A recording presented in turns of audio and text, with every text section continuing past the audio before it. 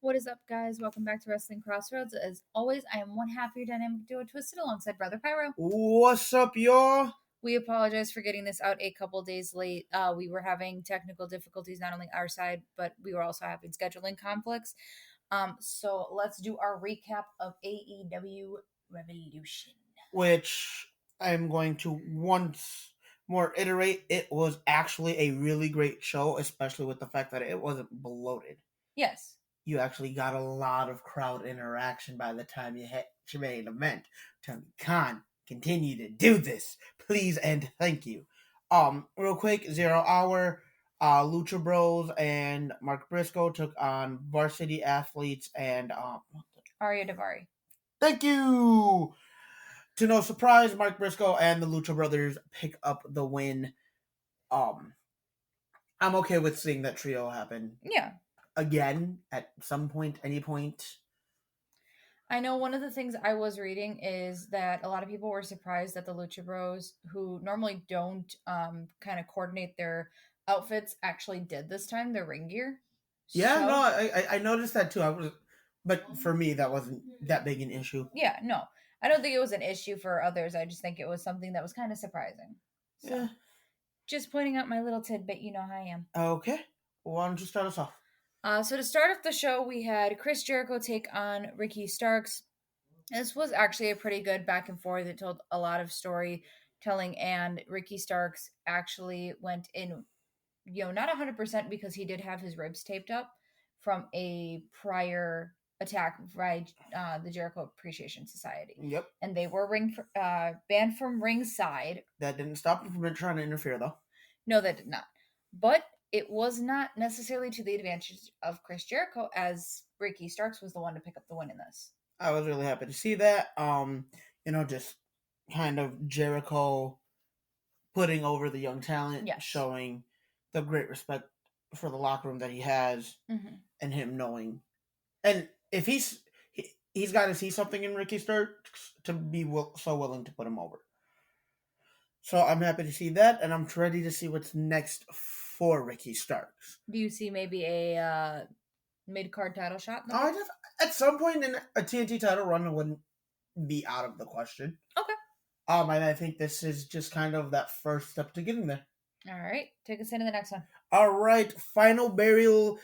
Jungle Boy Jack Perry taking on mentor turned enemy Christian Cage.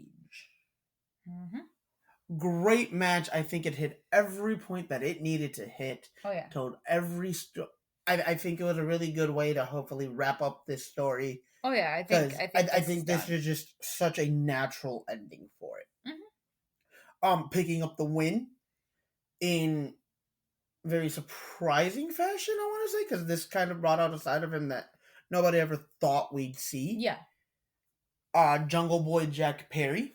There was a point in the match, though, that you did think that Christian was going to win. He did have him in the casket and was trying to pull it down, but Jungle Boy had some more fight in him, and it was really nice to see them kind of continue at it. There was a little bit of blood, not overzealous, but just very little bit, which was pretty nice. Oh, yeah.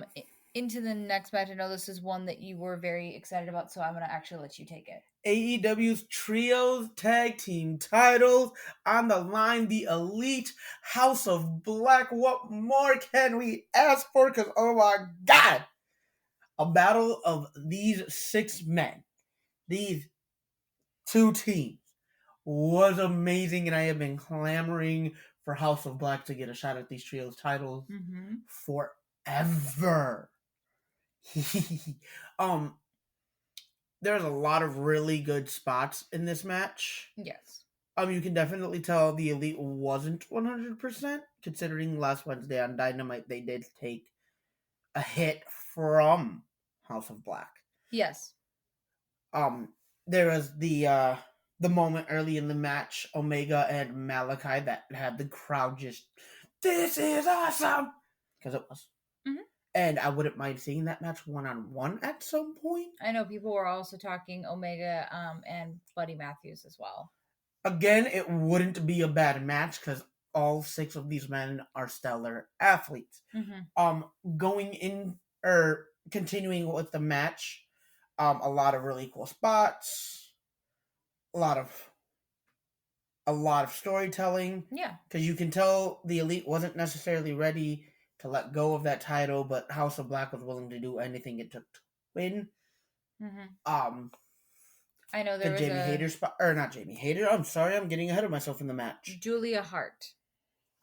She definitely played dividends to this match. She actually got hit off of the ringside, so during the match. Yep. Picking up the win, House of Black, your new trio champions.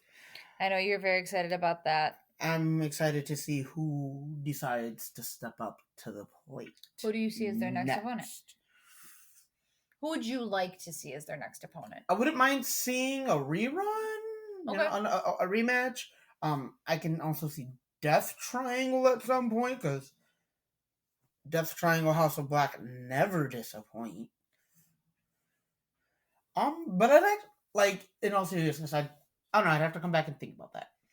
I would honestly say, because I'm somebody who watches more and grew up more watching just the single of WWE, and I know we cover that you say that you wouldn't mind seeing the match between House of Black and Death Triangle because they don't put on a bad match. It's kind of equal to Usos New Day. Yes. Yeah. Where you could see it a million times and it's never it's always going to be fun because it's never going to be the same match twice. And I think especially with the Lucha Bros, you never get the same match twice. Yeah, no, definitely I think they're kind of that factor, whereas you got the Usos and then you have either Kofi or Big E from the New Day that always make it a determining factor.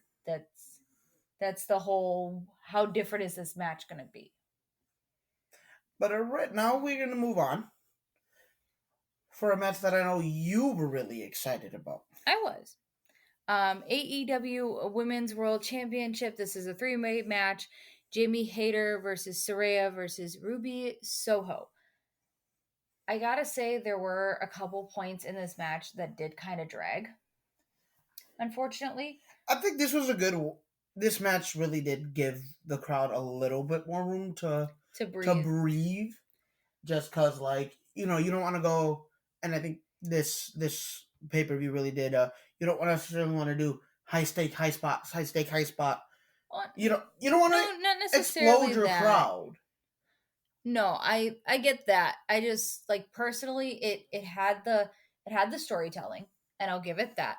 But there were a couple moments, and I pick it out I can find it in just about every match, that there are some dead moments. You have either absolutely no reaction from the crowd, you can tell the opponents are way too tired, and there was a lot of that in this match for a good length of time for whatever reason. And so that's when I call me personally, that's when I call matches dead.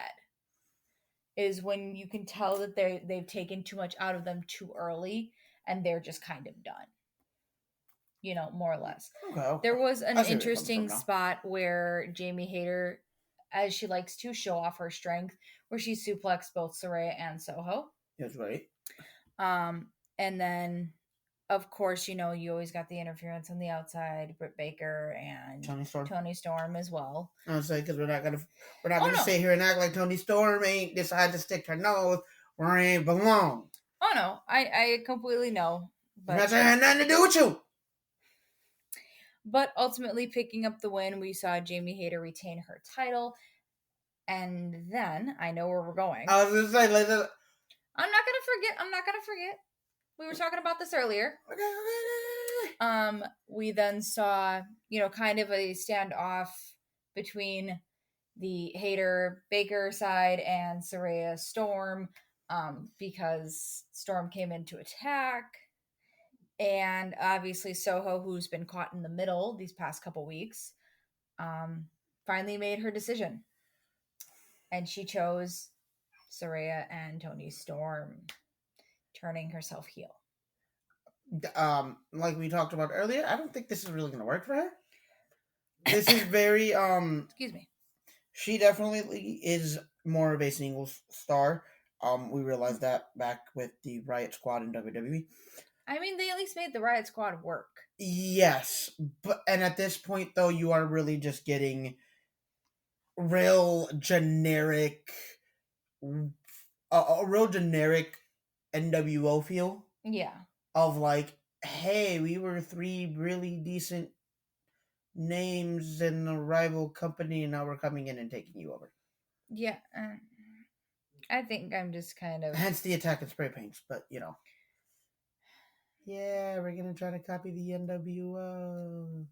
We see how far that got WCW, right? I guess we'll have to wait and see how that comes to play, because obviously it's not currently working. So sorry, not sorry. If you're gonna make her heel, make her stand alone, because that was kind of the whole point behind her character anyway. Of I am alone, I stand out. Well, another thing that kind of I was reading about, another thing that I was reading about, and I know you had slightly agreed with, is if they don't make her stand alone, at least make her the leader of the group. Make her be the brainchild behind the operation. Yeah. Otherwise, what the hell was the point? Exactly. All right, take us into our next match. Texas Death Match, Moxley, Hangman. Death Match King. And then there's Hangman. I'm not sorry for the way I said it. There's a lot about Hangman that struggle. Yes, I know. They still can't get behind the gimmick. Still have no intention to. But it definitely was a really fun match to watch. There was a lot going on. There was a lot of barbed wire. I mean, if you like seeing somebody wrap themselves in barbed wire to try and hurt another person. Yeah, I mean, there's a lot of fun. You missed the point of a Texas Death Match. You live for the carnage and the chaos. I'm well aware of what a Texas Death Match is, because I'm well aware of who Jon Moxley is in a ring. However, what sense does it make to wrap yourself in barbed wire if you're trying to hurt your opponent? Because all he did was wrap himself in barbed wire and jump off the top rope, barely hitting Moxley.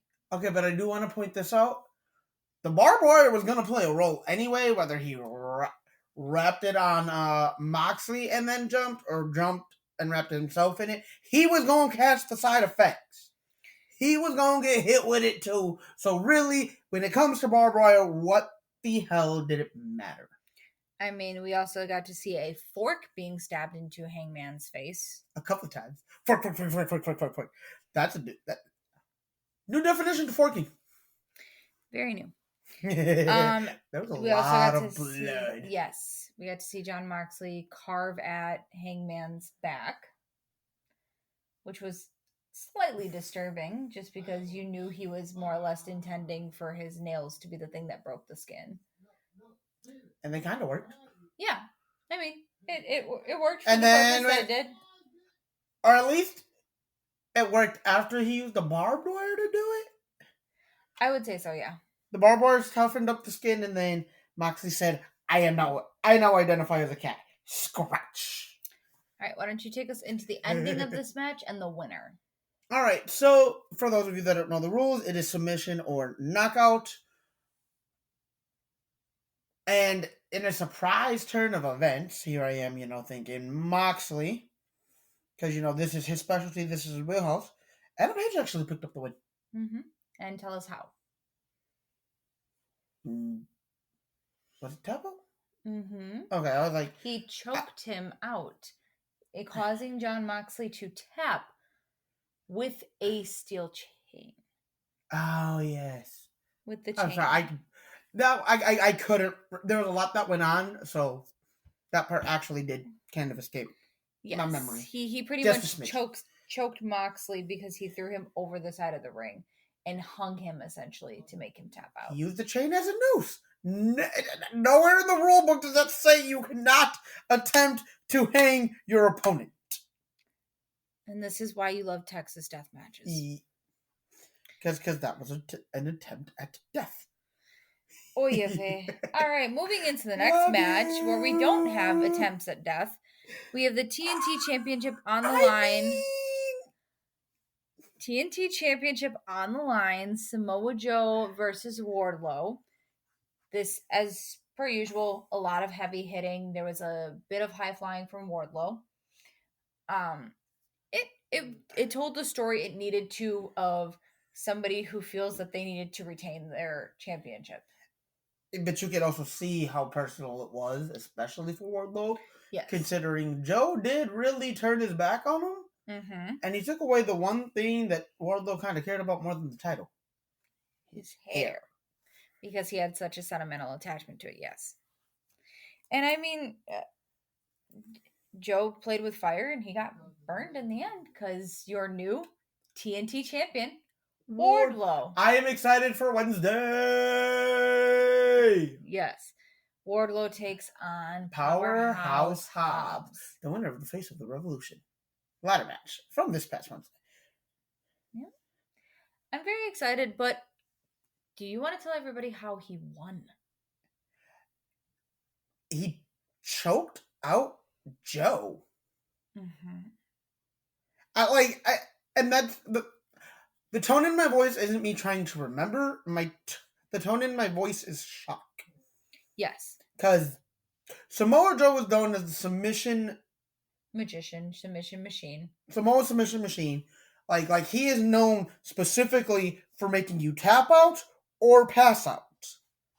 And the fact that he kind of went out the way that he usually takes everyone else out, and I want to point out that it was via his own move. Yeah. Really surprised the actual hell out of me. I do agree. It surprised me as well. Granted, we know, I mean, then again, Joe don't really need the TNT title. He is still Ring of Honor television champion. But I don't think he's done with Wardlow just yet. No, I think especially this continues for a little bit. Being put up by his own move. Yeah. I think this continues for a little bit. He got a lot of beef with you, Mr. Wardlow. Mm-hmm. Please be expecting. All right. Next match. 4-way for the AEW World Tag Team Championship. The Guns, walking in as champions, take on former champions, The Acclaimed. You have Triple J, Jay Lethal, and JEFF. JARRETT, that is Double J, Jeff Jarrett, accompanied to the ring by Sanjay Dutt and something Singh. I don't remember his name. Don't ask me. He's large and forgettable. Not sorry for the way I said that either. He's the great Khali of AEW. Who said that? Yo! No! I'm not wrong. Khali was relevant. Not necessarily wrong, though. You are completely wrong. We remember who the great Khali is. Tell me I'm wrong. Anyway, and representing the faction of the Best Friends, Danhausen and Orange Cassidy. Freshly squeezed. Oh my God. Are you done? Hey, you said he's starting to grow on you, man. Yeah. Shut up. Yeah. Shut up. I know Flash was really into this match mainly because of Orange Cassidy, so. Dude, no. All right. I wanna point out, like, this match already started off guns blazing. Everyone was firing on all cylinders. So the guns were running around the ring. So I'm sorry. The A boys. Ass boys. That is not my fault that they get called that. They kind of adopted that legacy by being Billy Gunn's kids, bro. Yeah. Mr. Ass. Now Daddy Ass. He's Ass Man. Like. Yeah. They kind of are just a victim of circumstance. They did not choose this life. Shouldn't have an ass for a dad. I mean, the Acclaimed seem pretty okay with it. They also like to be scissored by Daddy Ass. So. It sounds like a little more TMI than I'm expecting from the Acclaimed. Anywho, continue. You know me. I had everything against this match. You I couldn't even pick a winner, but you were actually, upon watching the match, you were actually really invested. Invested until the Guns were in the ring. That's yeah. Yeah. I want to point out this moment, Sanjay Dutt getting involved in the match, and Max Caster, who, by the way, if you ever pay attention to the Acclaim, we had to shush Flash a couple times. Yes, because he was trying to talk during the entrance. But Max Caster has the mic. You shut your mouth.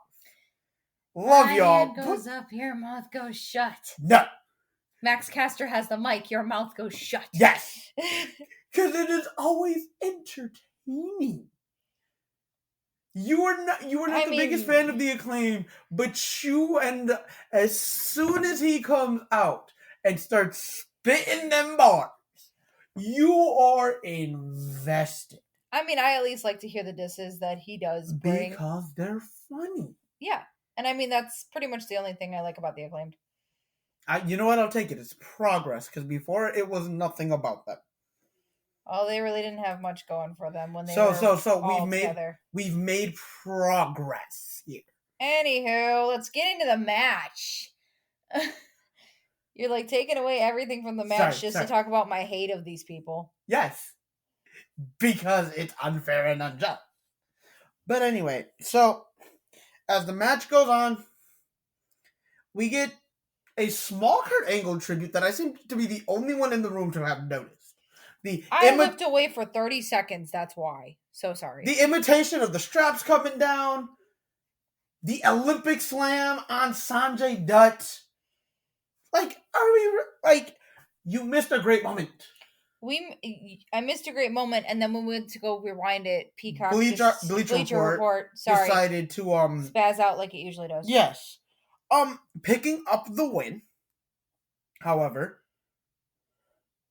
there was also one before I get to the end of the match. I do want to point out the spot in the corner where Danhausen was clotheslining one of the Guns, and all you saw was Orange Cassidy just wind it up and slowly walk over, and wind it up and slowly walk over, wind it up and slowly walk over, before Danhausen was like, "All right, enough of this ish.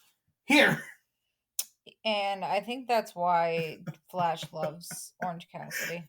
It's so stupid. It's funny because it's great. It's entertaining. Anytime Flash asks about Orange Cassidy, he's like, "Is that the dude that always puts his hands in his pockets and tries to kick people?" Yes. And then we say yes, and he's like, "Oh, so Orange Cassidy." Yep. Completely remembers who he was talking about, but can never remember the name the first time. He's like, "Yeah, that dude that puts his hands in his pants and kicks people." Orange Cassidy? Yeah, him. If Orange Cassidy is on the card, we're just going to start just filling that in for him. Yeah, more or less.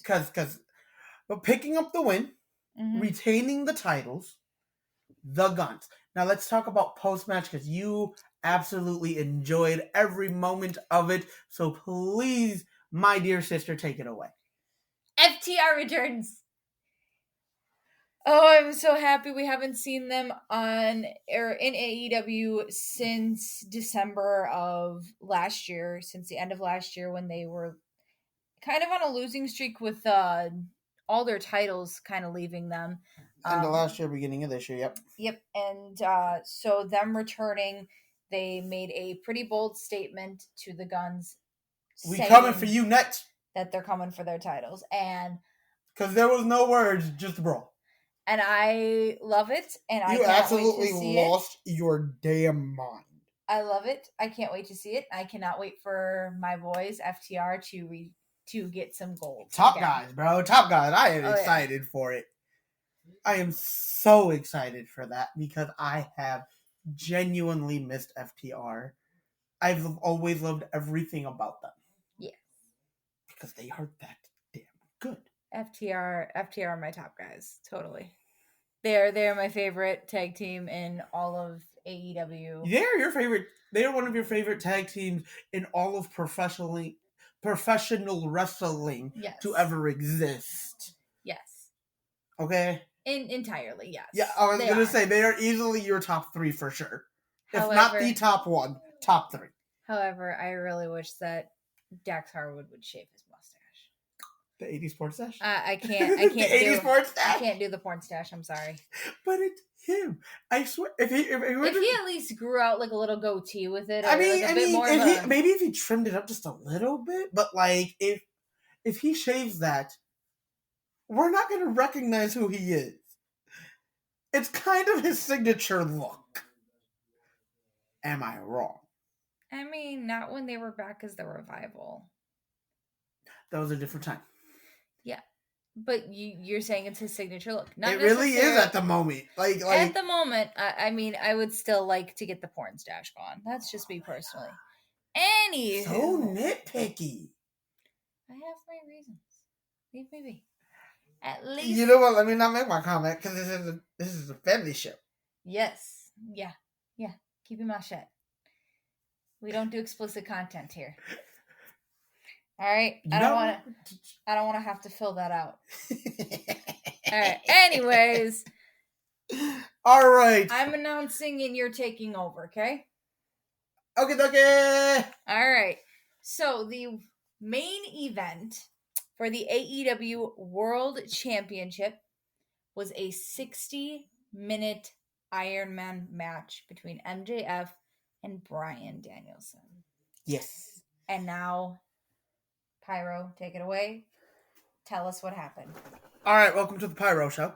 Oh, good North. I'm so sorry I did this to y'all. But you did it to them anyway. So this match really was everything I wanted it to be, and so much more. Mm-hmm. Now, one of the first things I want to point out is that there was a little kid in the stands that got water thrown on him. Mm-hmm. What are you doing? Keep going. He was not a very happy little man, but whatever.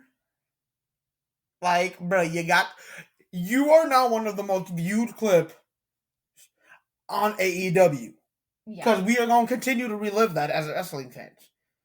Like you was all upset, but think about it. You're famous for taking like 10 seconds to get water thrown on your face.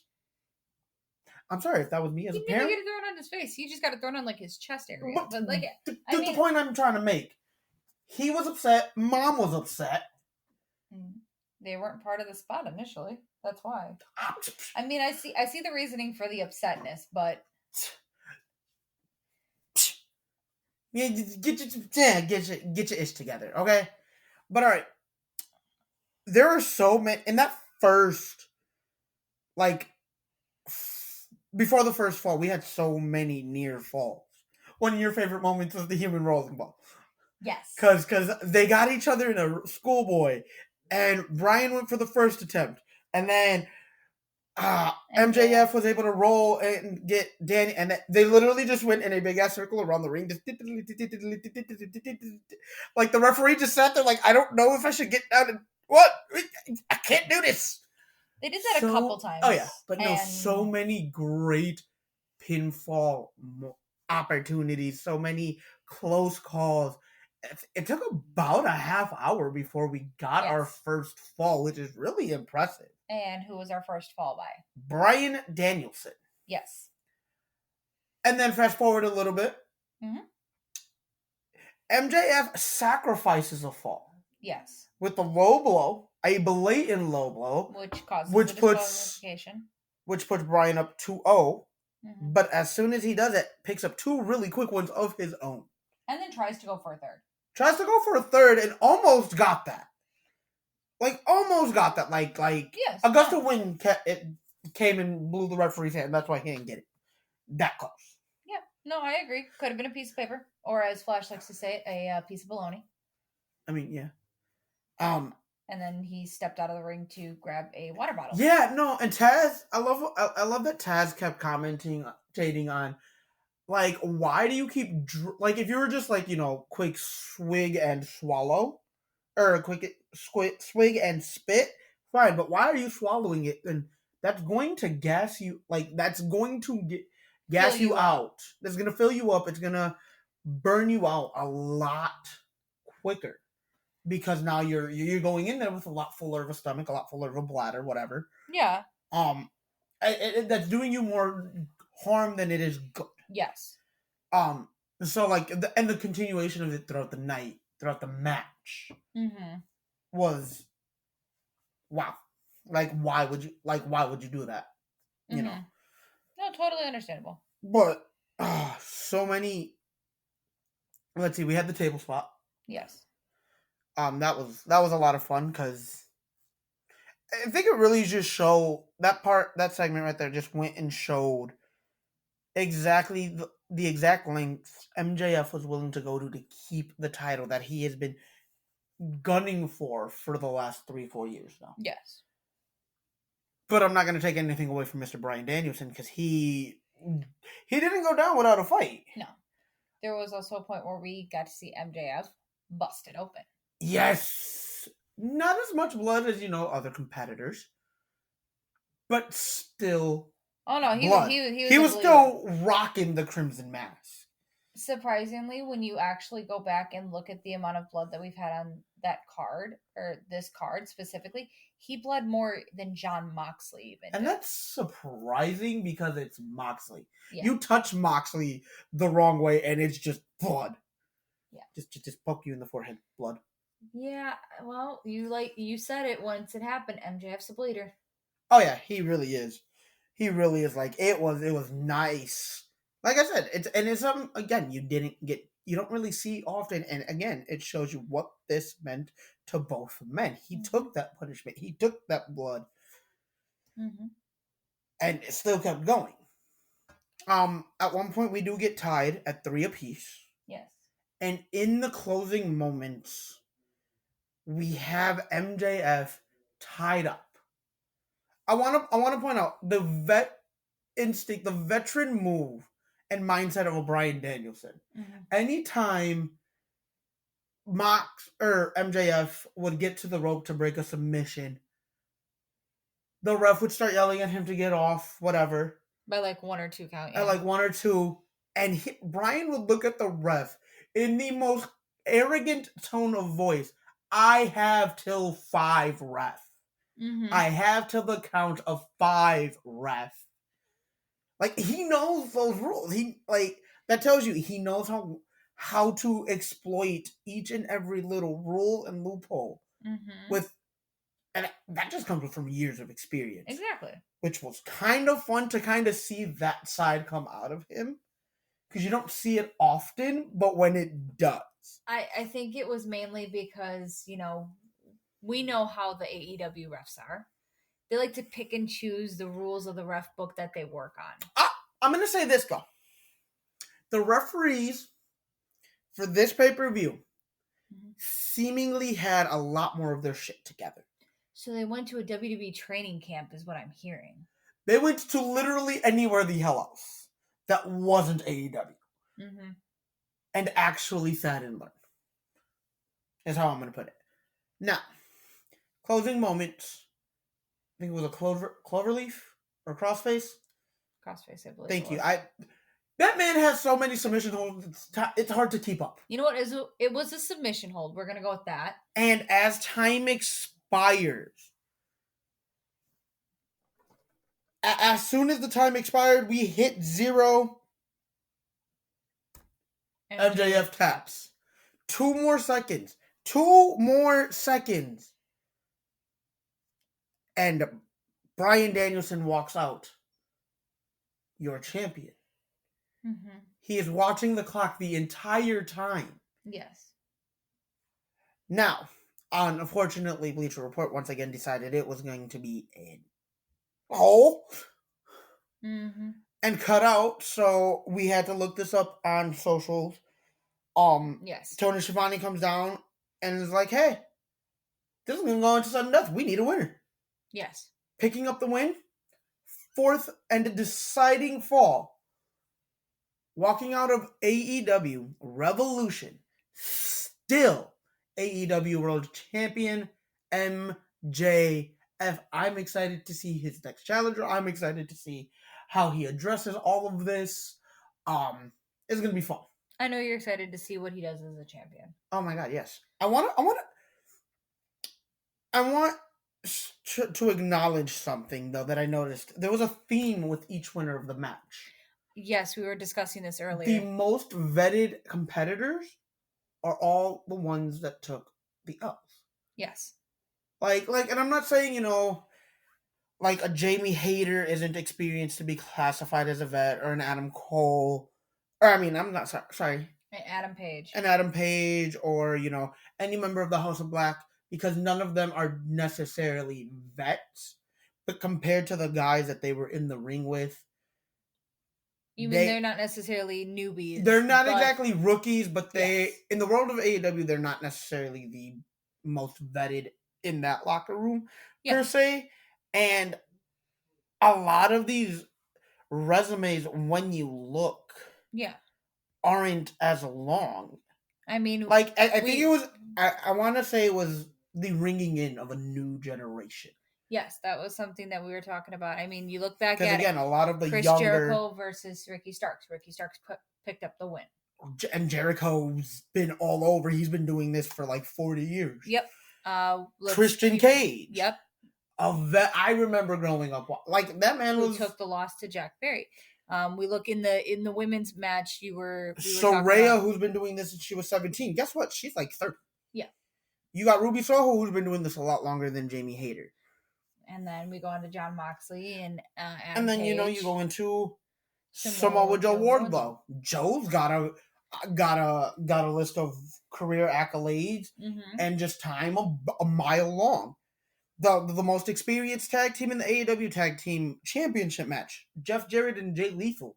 Jesus Christ, have they been wrestling forever? Yep, and the Guns picked up the win, and then you have Bryan Danielson versus MJF. And Bryan Danielson, has been around forever. Yes. He's been everywhere. He's accomplished it all. Yes. So the fact that we got to see a lot of the younger talent really get their shine for this one makes me happy. I totally agree. Great show overall. All right, I'm gonna give you a rating scale, and you're gonna tell me what you thought of it. Okay. I'm gonna just go. We'll go 1 through 10. Okay. Where would you place it on the scale? 1 being like absolute garbage. I'm glad it's over. 10 being like, oh my god, that was like one of the best things I've ever seen. Honestly, and I like this concept, and I think we should continuously do it at the end of our pay-per-views. And obviously we can implement that once our 1 year hits.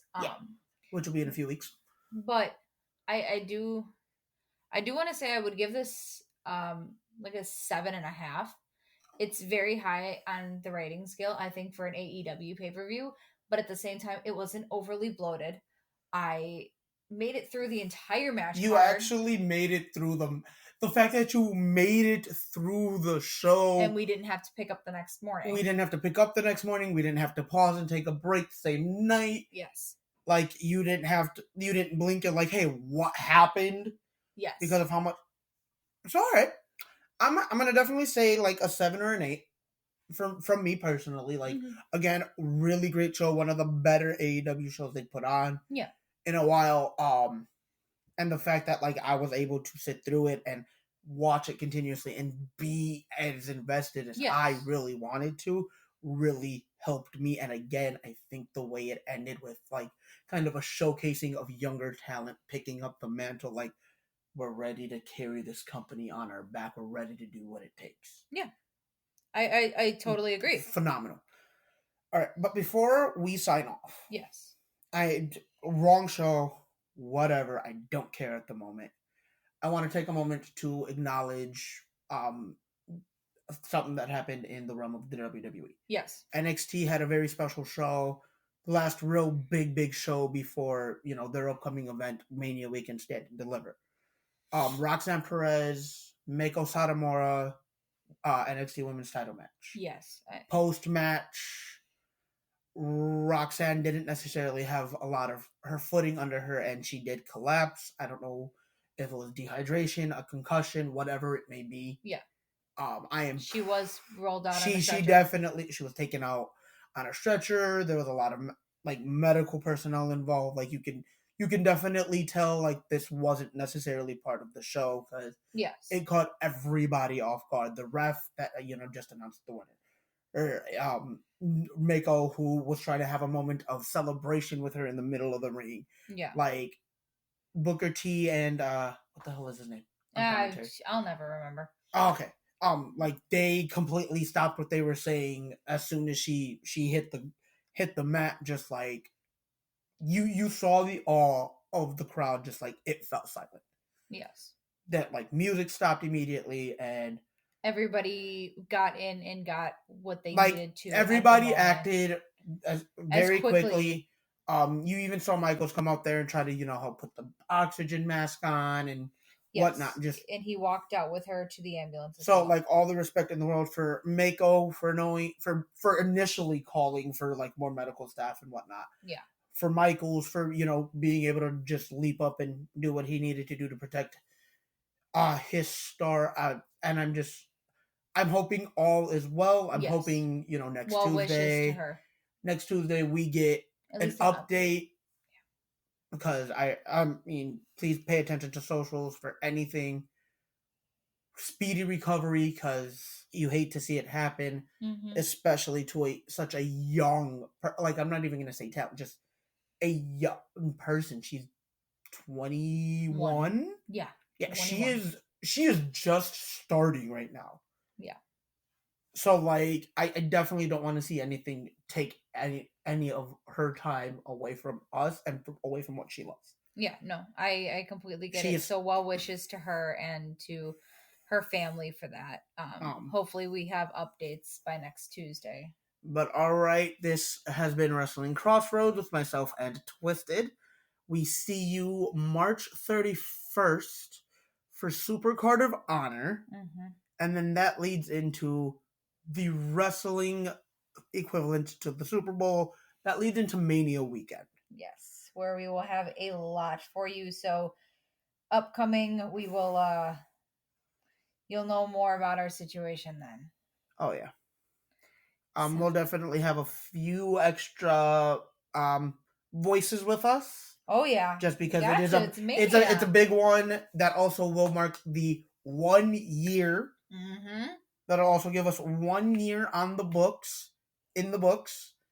And we might have some surprises coming for you guys then. Of Wrestling Crossroads. Thank y'all for sticking around with us. Oh yeah. We love y'all. Good night. Again, speedy recovery to Roxanne Perez. And we'll see y'all later. See y'all later.